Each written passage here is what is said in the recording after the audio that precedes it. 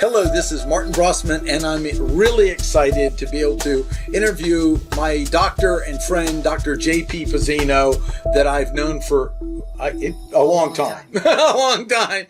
And I truly view you as one of the best doctors I've ever met in my life. And I'm so excited you're willing to start creating some content and information online that people can learn a little bit more about facts, education. So it's really good to have you here. And I'm very excited to be here. It's really a passion of mine to introduce people to how they can turn on the innate healing powers of their own bodies. That's really what we do in the way that I practice medicine, which is either called integrative medicine or functional medicine. Both of those terms are sort of interchangeable. And basically what that is really looking for root causes of things. So instead of treating symptoms or effects of problems, we're getting them at the root. And when you change the body at the root level, you often help eliminate future diseases as well as whatever's going on now. Well, and the other thing is your mission really is beyond just survival. It's wellness. You know, what Absolutely. I said, my goal in life is to live a rich life, and then that's it. Go quickly. Go quickly.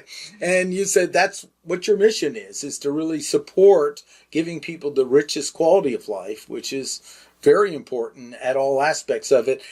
Again, it's really about turning on the innate healing powers of our bodies. None of us actually heal from any kind of medications or even surgeries because, for instance, if you have somebody who has an immune deficiency, HIV, or they're on immunosuppressant medications or something, you can give them all the antibiotics in the world, but their immune system can't control infection, and so they're not going to heal. So what we have to do is figure out which of 7 essential functions that are necessary for wellness, which of those are out of balance, get them back into balance, and then the body heals itself. So we actually don't work so much with the 70,000 different diagnoses that most people are familiar with, because those are descriptions of the effects of a problem, not the root causes. So these 7 essential functions are the root causes. Would you talk a little bit more about those 7 to start with? Because it sounds Sure. like pretty important in education. Right. In no particular order, because they're all equally important. You have what we call assimilation. So this is your ability to pull nutrition out of your food, to pull oxygen out of the air, to assimilate those building blocks that you need to have a healthy body.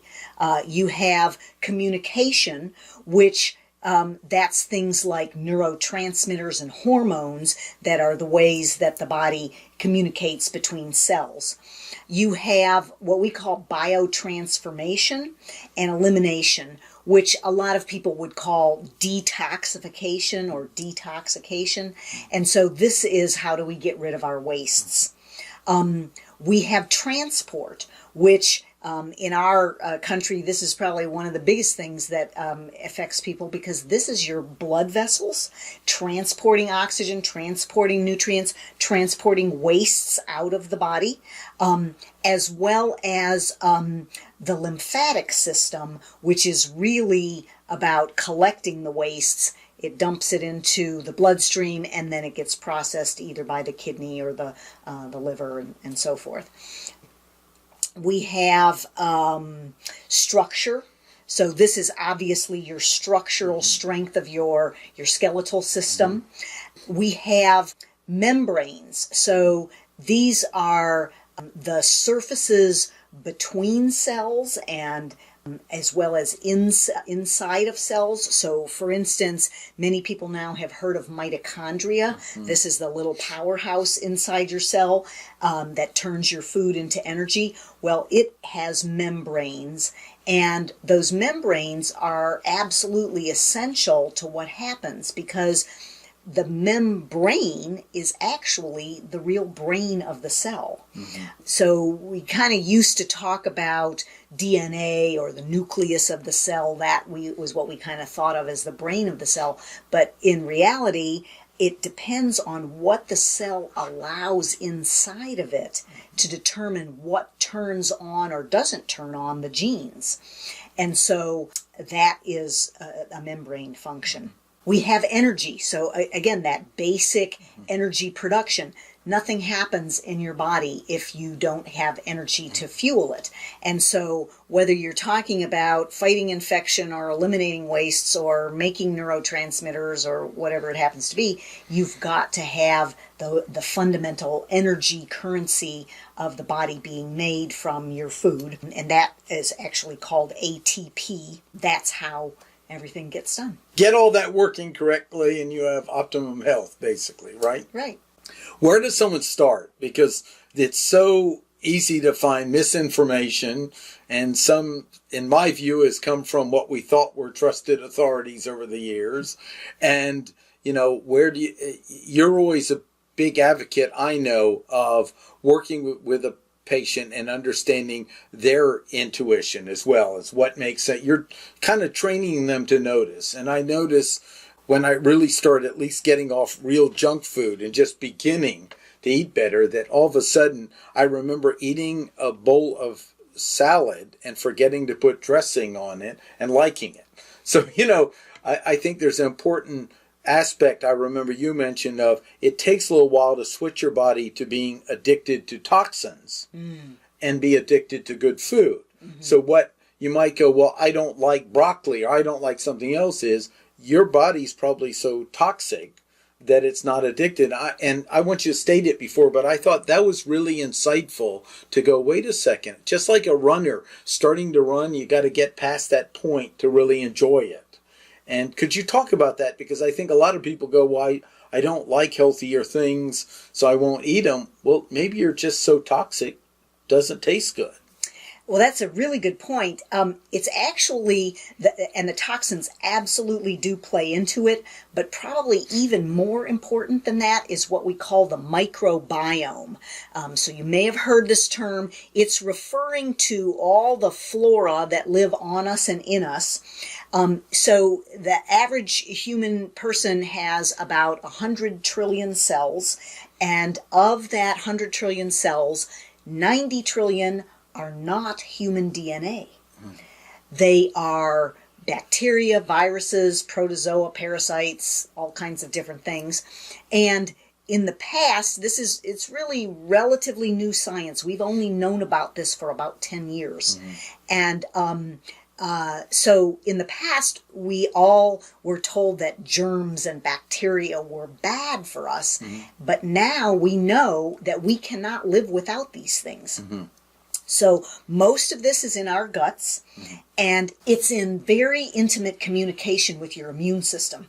About 2/3 of your immune system is actually in your gut, because no food is sterile, and the outside world is literally what we are taking into ourselves, and so your immune system has to be very active there. And it turns out that these critters, the bacteria and viruses and so forth, emit chemicals that tell you what they want to eat. And so if you have been feeding a certain type of food in, you're going to grow those kind of bugs that want to eat that. And when you change your diet, they're going to go, wait a minute, I really liked French fries or donuts or whatever it was, and they're going to protest. And they may even have little, I say they're, I'm dying, when you really dramatically change your diet. And this is where some people have, they call it a detox reaction or a healing crisis or the keto flu or different kinds of terminology that people use for why they don't feel so good when they try to make those changes. And so then they end up going back to what they were doing before because they don't feel good. It is a reality that you may have to go through a little bit of that in order to actually get healthy. And one of the things that we do at our clinic, we have many ways to help people minimize the effects of that so that it isn't such a hard thing to do. One of the things I try to help people do is not beat themselves up because they're craving something. because it really isn't you craving this. Yeah. This isn't a character defect. This is the critters that you've been feeding. And so they're going to say, hey, where's that cheese that you usually give me? Right. Or, the popsicle or Right. whatever it happens to be. And they will very vociferously talk to your cells to try to get you to go get what they want. So, for instance, a common scenario is the person is doing whatever they're doing, their work, their leisure activities or whatever, and the thought comes into their head of a cheeseburger or whatever it is that their favorite food is. That's because the microbiome said, it's time for a cheeseburger. Yesterday at 6 o'clock, you fed me a cheeseburger. And so it's 6 o'clock now. I want another one.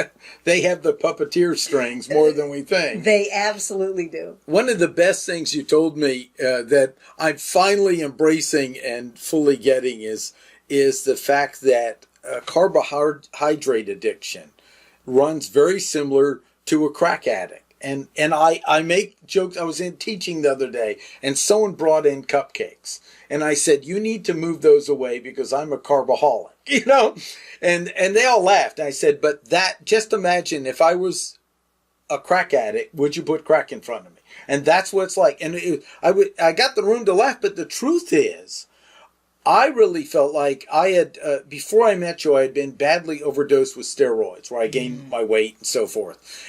But the addiction for years has been like, how do I have such poor willpower? And I realized all of my system has been committed to feeding that addiction. When I started, if there was a bowl of candy over there, I would be drawn to it the whole time I'm sitting here. Mm-hmm. It's calling you. Right. I think we should really treat some of this like someone who has a tragic addiction, because it runs like that, It's a tragic addiction because it is killing us. Right. Sugar is killing more people than cigarettes, more people than alcohol, more people than AIDS, a lot more people. We have a diabetes epidemic, we have a heart disease epidemic, we have a stroke epidemic. All of those things are directly linked to sugar addiction. I've now cut out all intentional sugar. Now, if I get something in a sauce I miss, I just keep going, but nothing intentionally with sugar. I've had friends who have battled real chemical addictions, and it feels like that. It's felt like that with it. Now, I didn't feel the need to go to a support group, but I'd understand someone who does.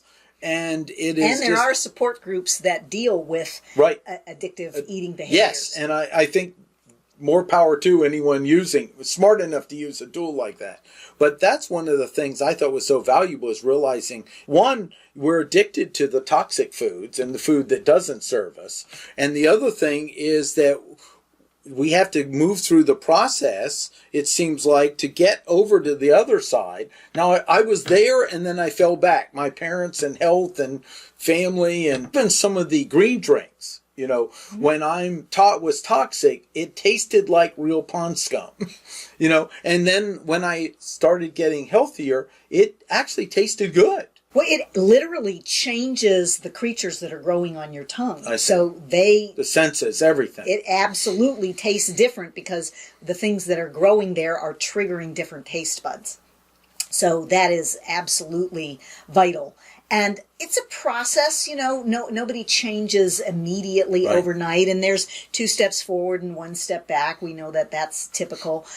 Getting your stress under control, or at least managing stress. We tend to think of stress as a mental, emotional thing, but stress is a very physical thing. Sure. And so a lot of it has to do with our adrenal glands, which produce cortisol, which is similar to those steroids that you were talking about being overdosed on. And those steroids are all about making us bulk up. Yeah. Because when we have that fight or flight reaction, your body says, well, I need to be bigger in order to fight whatever is out there. And so the steroids make things hang on to us. So this is the typical person who gains weight around the middle. That is almost always associated with stress. And so that's what that's what that hormone does, the cortisol. It makes us gain weight, particularly around the middle. And a lot of people tend to think of insulin as the hormone that manages blood sugar. Mm-hmm. And that is true, that insulin has a lot to do with blood sugar. But insulin is about the sugar going into the cell. The maintenance of blood sugar is actually cortisol. Mm-hmm. And so this is where the management of our stress, so that it isn't triggering excessive cortisol release from our adrenal glands, that is really, really key to being able to manage this. And I do want to step back a moment and really make the point, because a lot of people get very confused when they hear the term blood sugar, and they think that that has to do with sweet things. It does have to do with sweet things, but that's not actually the main source for most people. So there are many things that turn into sugar in the body, and that would be anything that's starchy. So anything made out of wheat, corn, or rice, anything made out of potatoes or other kinds of root vegetables, those aren't necessarily sweet, but they are turned into blood sugar, which is also known as blood glucose more technically. So I try to use that term with people when we're talking about blood glucose, because our language tends to right away say, well, I don't eat sweet things. I don't have a sweet tooth, but I eat plenty of pasta and pizza and French fries and, baked potatoes. And all of those things are every bit equivalent to sugar in terms of what they turn into in the body. Mm-hmm.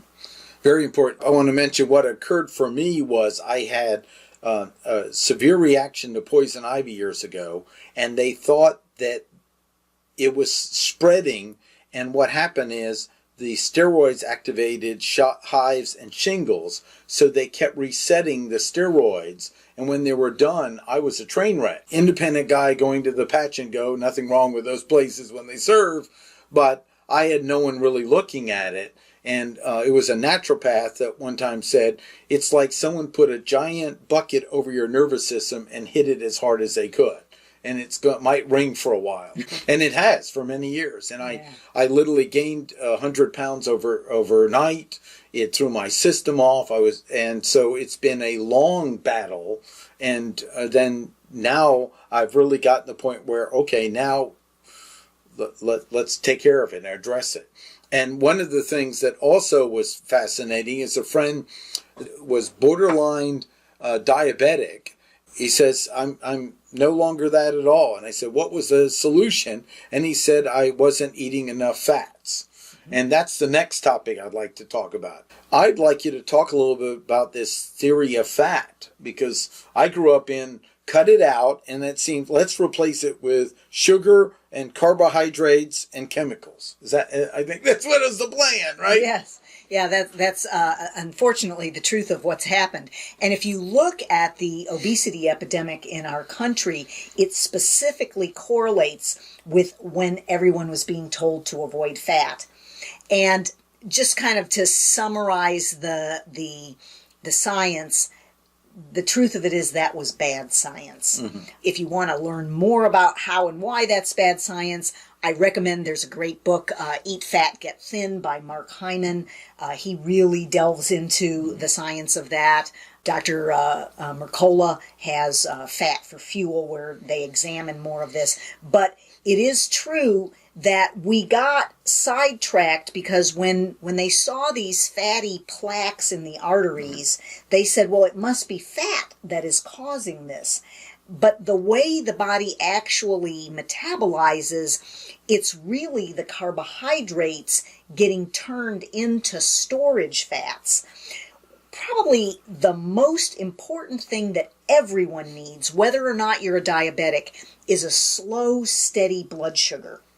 And when we eat carbohydrates, particularly refined carbohydrates of any sort, whether it's starches or sugars, that causes the blood sugar to spike and fall and spike and fall. So it goes up really fast, your insulin comes on board, pushes it down, you get hungry, you eat some more carbohydrates, and it happens over and over and over throughout the day. And this is why most people are actually hungry all the time when they are what we call carb adapted, which is almost everybody in our country. We are carb adapted. We eat lots of carbs. And so we're constantly playing with this blood sugar issue. This is especially important if you have energy problems of any sort. It's especially important if you have any kind of brain issues, whether we're talking about mood issues, concentration issues, memory issues. Probably ADD too, which it seems everywhere, right? Absolutely, absolutely. Because the brain really is very sensitive to these fluctuations in the blood sugar. So what we want is we want to even out those fluctuations. And one of the ways to do that is to eat more fat and less carbs.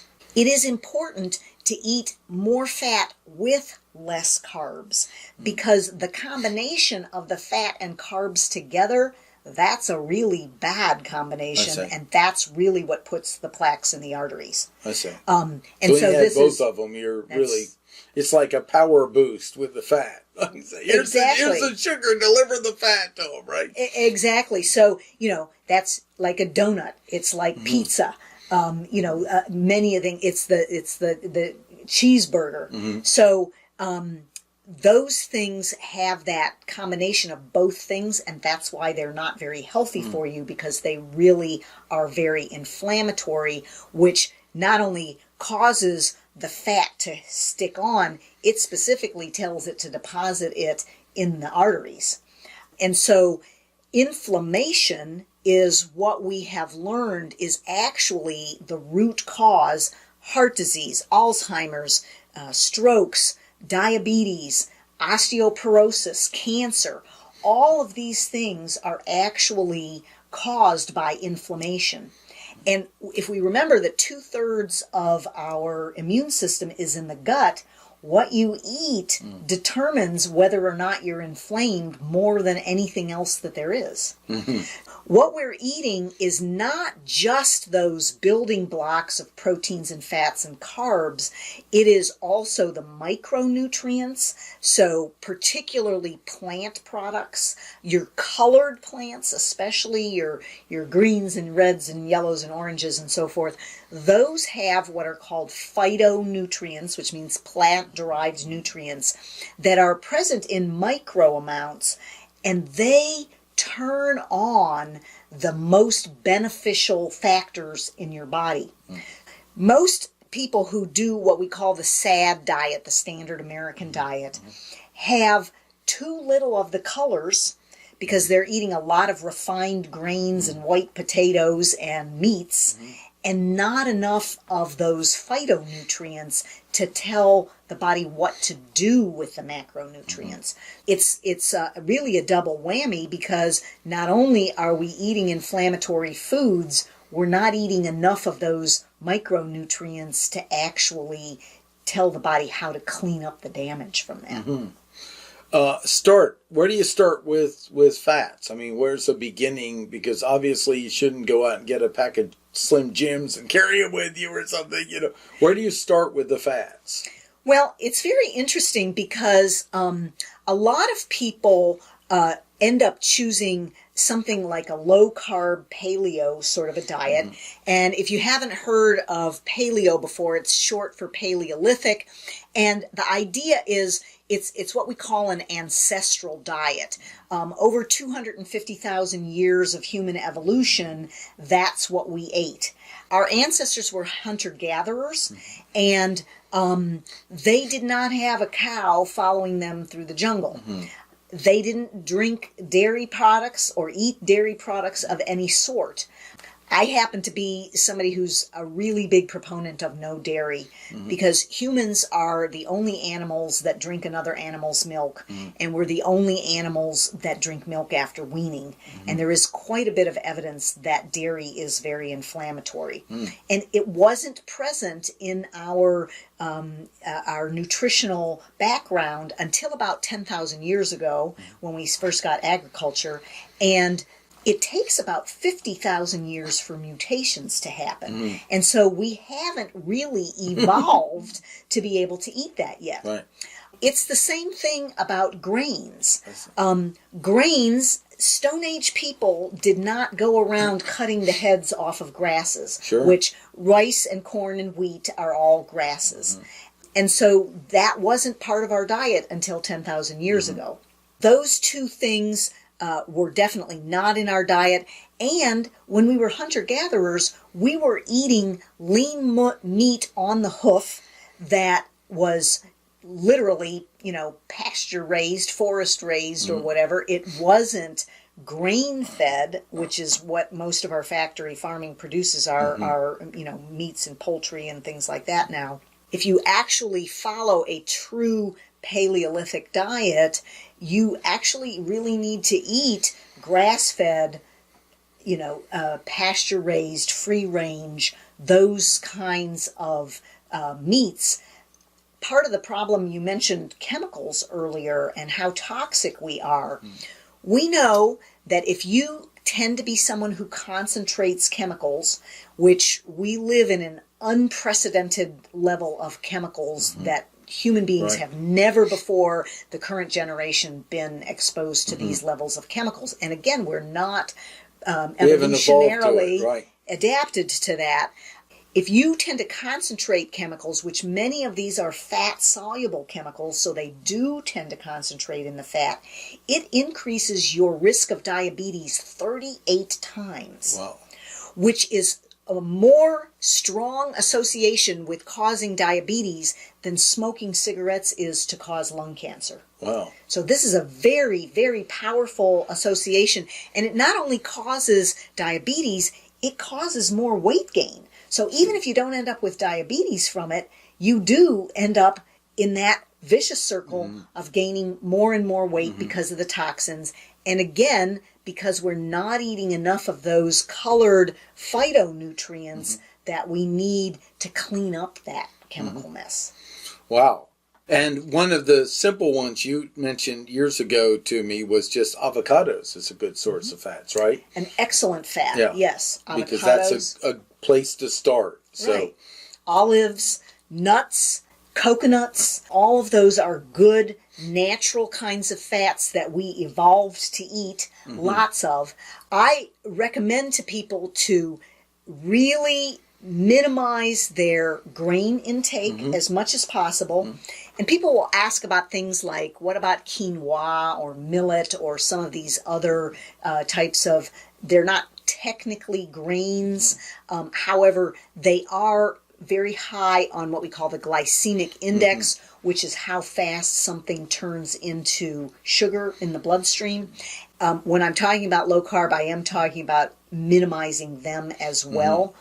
Even some of our very sugary fruits, bananas, pineapple, grapes, dried fruits, these turn into sugar instantaneously in the body. Orange juice. Or juices of any sort that don't have, Natural we have to have the juices fiber from the fruit. So you're really much better off eating an orange with all the fibers and so forth in it than you are drinking the juice. Same thing for apple or, any other kinds of juices. So we minimize those while we are increasing fats because you are still going to need some energy. And if you increase those good fats, sauteing your vegetables in olive oil or coconut oil. If you're using high heat like stir fry, you want to use coconut oil or avocado oil because it doesn't go bad when it gets into high heat. Having slices of avocado every day, having a small handful of nuts. Some people get too much into, overdoing it, and you can overdo it on either way. Another thing that I see people overdo when they go lower carb is they eat lots of meat.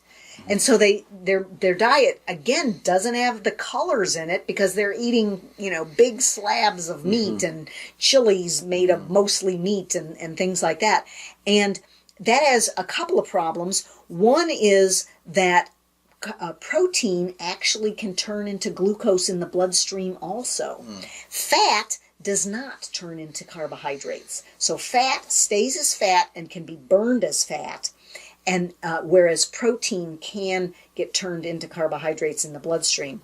The other problem with eating very large amounts of protein is that it's really hard on the kidneys because it is very acidifying in our bodies. Right. And when we're too acidic, that really causes us to rob Peter to pay Paul, because we need a more neutral pH.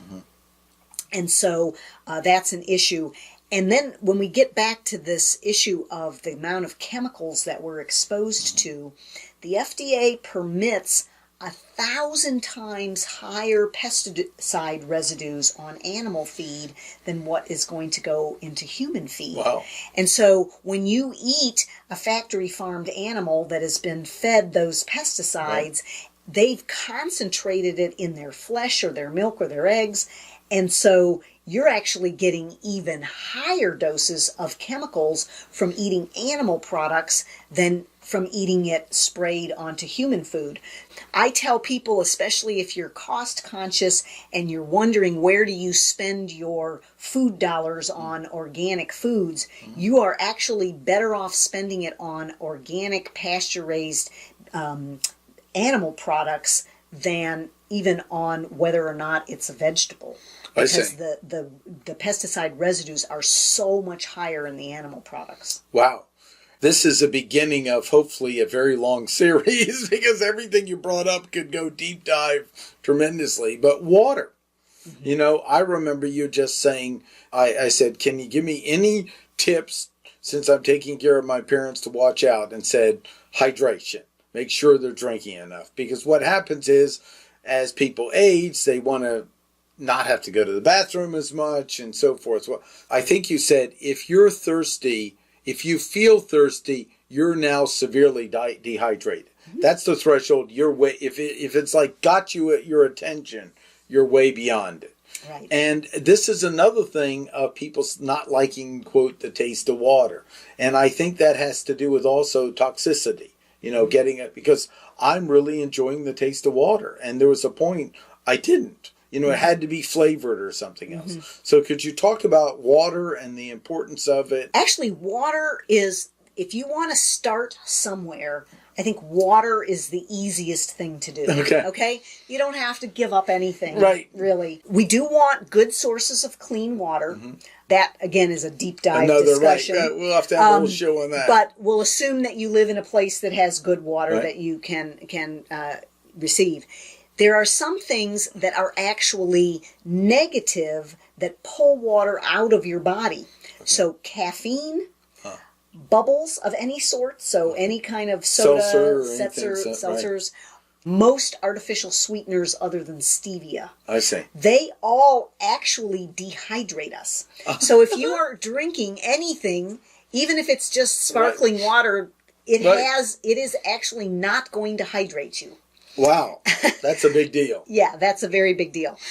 The general recommendation is that you drink half your weight in ounces of water every day. That's a lot of water. I'm sorry. It is a lot of water. It takes and a while. I qualify that because it's really half your lean weight. Okay. So if you're particularly overweight, you might want to look up what are you supposed to weigh for your height, because that would be your lean weight, and it would be that many ounces. Okay, gotcha. So a typical woman, that's about 2 quarts a day. A typical man, depending on how active you are, you know, if you're out cutting grass a lot or running or something, you're going to need more. A man's going to be 2.5 to 3 quarts a day. Okay. So that's helpful. That 2 quarts or 2.5 quarts means, in addition to anything that you're drinking that's got caffeine or bubbles or artificial sweeteners in it. Right. Because so that takes away from it. Right. Right. Exactly. Because the caffeine's not just not giving me fluid, the coffee's actually dehydrating me, so I need more water to compensate. Is that correct? Exactly. Wow. A lot of times what we are is reaching for food when what we really are is thirsty. And so this is where you see, you know, when the paparazzi capture all of the stars, they're all walking around with a bottle of water. I see. Because they've been told that they need to be drinking water all day long because it helps them to stay thin and so forth. And it'll help you to stay thin too, to be drinking water all day long. That is the first rule of thumb, is just reach for some water before you reach for the food, and you may find that that is what you need. Particularly if you're somebody who tends to retain water, your rings get tight, your socks are making dents around your ankles, that kind of stuff.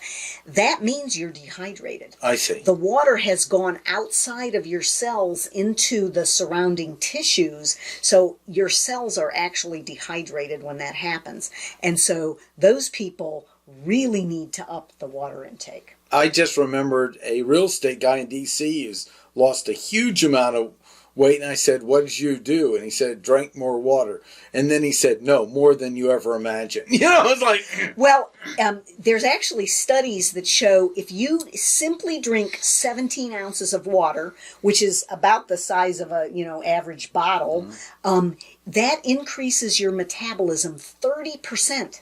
I see. Because now you put the water inside the cell, all of those nutrients and everything, they have to slosh around like in soup in order to actually be used. And so if they're just sort of sitting at the bottom of the bucket because there's not enough water to slosh them around, they aren't really being metabolized. So you pour in some of that water, they start sloshing around, you burn the energy, and you're able to actually have a higher metabolism simply because of that.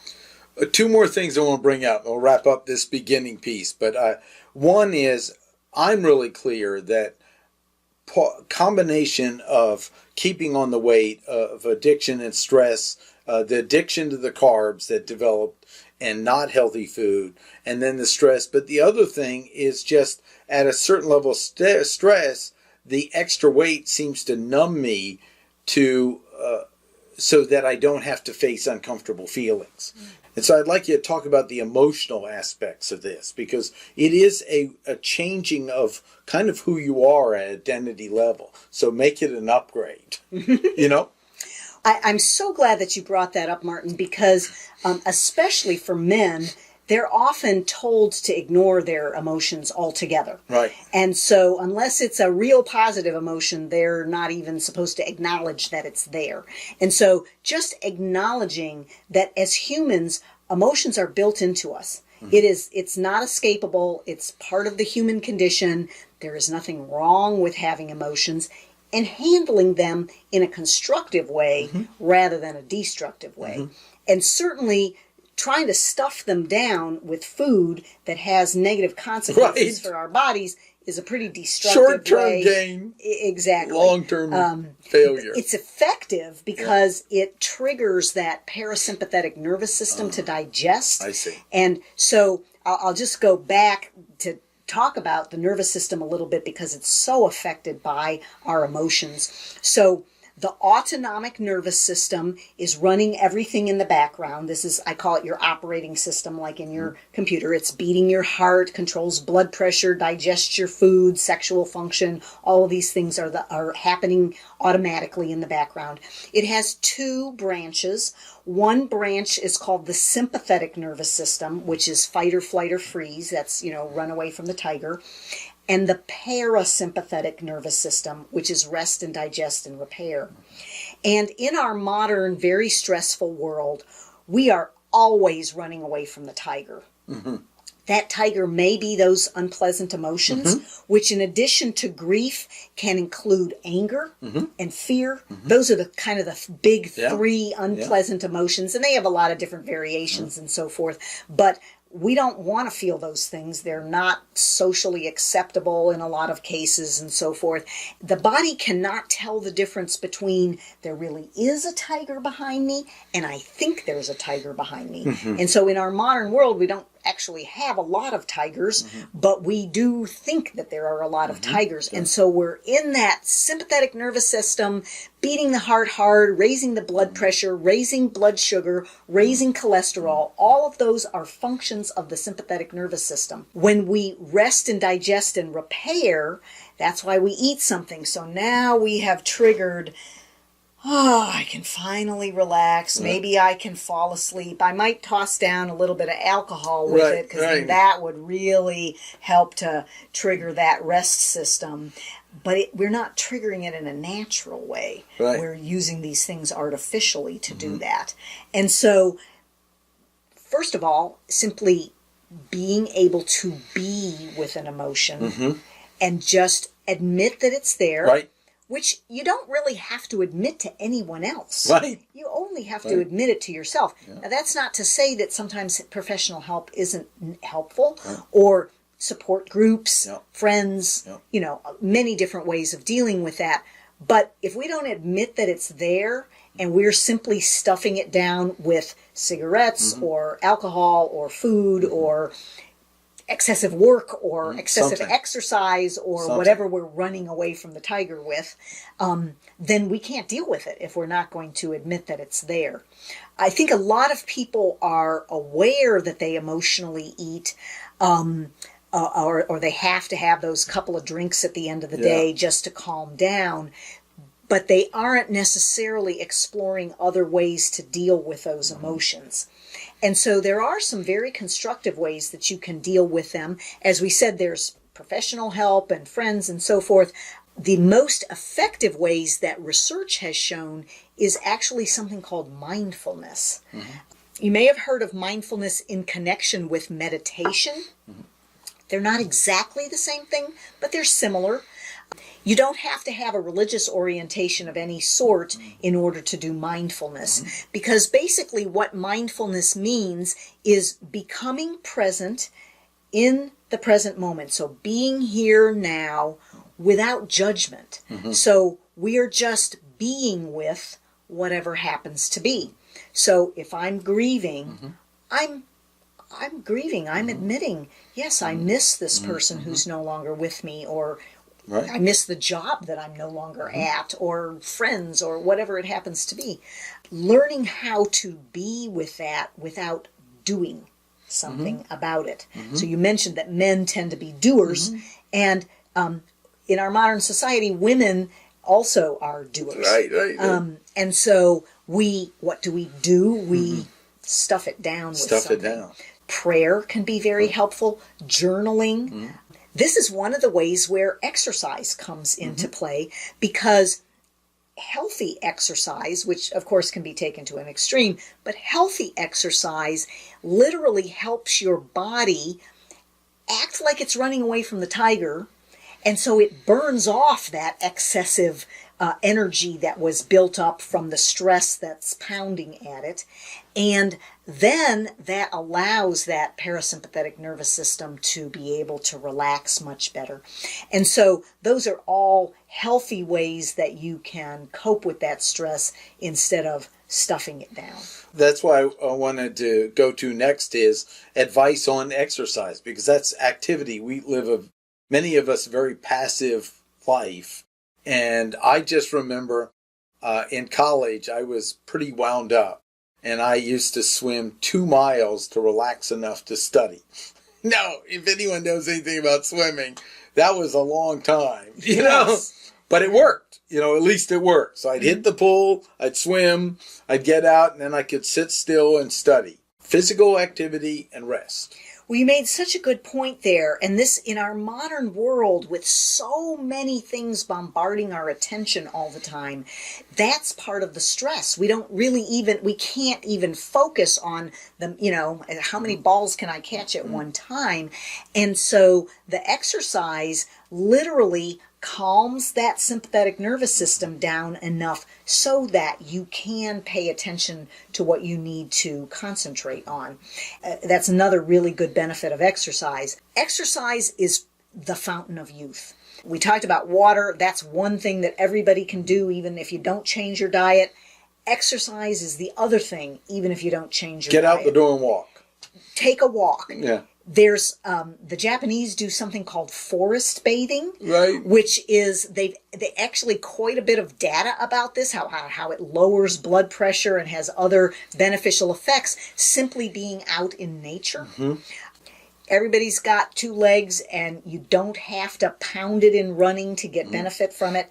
There are benefits from doing more intensive exercise, and if you want to get really physically fit, then the studies show that what is called high intensity interval training, or HIIT, is actually the thing that triggers it best in your body. And particularly if you're crunched for time and you don't have a lot of time to exercise, choosing high intensity interval training is the biggest bang for the buck. This is so, for instance, they put people on exercise bicycles and they had them bike intensively for a half hour, like aerobic biking. And then they had them do a minute on or a minute off for 20 minutes. And the people who did the really powerful minute on, relax for a minute, do another intense minute for 20 minutes were more physically fit than the people who did it continuously for 30 minutes. So it's like sprinting. Someone said as a Homo sapiens staying alive, our activity wasn't long distance running. It was sprinting away from something trying to eat us. Right. You know? Exactly. And this is like a spin class, doing wind sprints. Even if you you go for your walk and you walk for a minute and maybe you jog for a minute. You know, just or walk real fast and pause and slow. Walk real fast and pause. And then I was thinking of kettlebells is another one. A friend of mine loves it, and I remember I started for a while and didn't, it was so funny because something happened. I had to move the refrigerator, and Barbara, my wife, goes, "You've never been that strong." You know, I was just doing these kettlebell things and in intervals, and it was a short period of time, and I was worn out. You know, so I think that's excellent. We've talked about exercise. Now tell me about sleep. So sleep is one of those things that is absolutely essential. There is no way of getting around it. It's a requirement that I have, because if we are not sleeping, we are not resting and digesting and repairing. And so it's not an optional thing. There are studies that show if we sleep less than 6 hours a night, you shorten your life. So 7 to 8 is a good goal. You really need to watch the use of screens, and that means your phone, your tablet, your computer, your television. They have shown that these all have actually a background blue light that triggers your body to think it's waking up. So, you know, evolutionarily, when the sun was coming up and the sky got blue, that was get up and go. And so when now we are in artificial light all day long, and when we have blue light coming at us at 9, 10, 11 o'clock at night, the body thinks that it's still supposed to be awake. It really is a matter of just saying no to screens at least 1 hour and preferably 2 hours before you go to bed. So anybody who's having trouble sleeping, that's one of the things that I absolutely require that. And then all the other things that are going on in our lives that are pushing that stress button. When we're running away from the tiger, we're not going to fall asleep. We need to do that stress management in order to get the good night's sleep.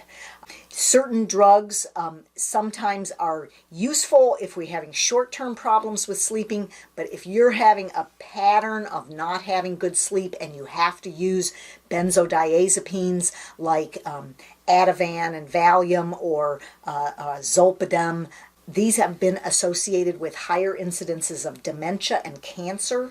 So these are not drugs that you want to use long term. And we need to figure out what you need to do to sleep better. Excellent.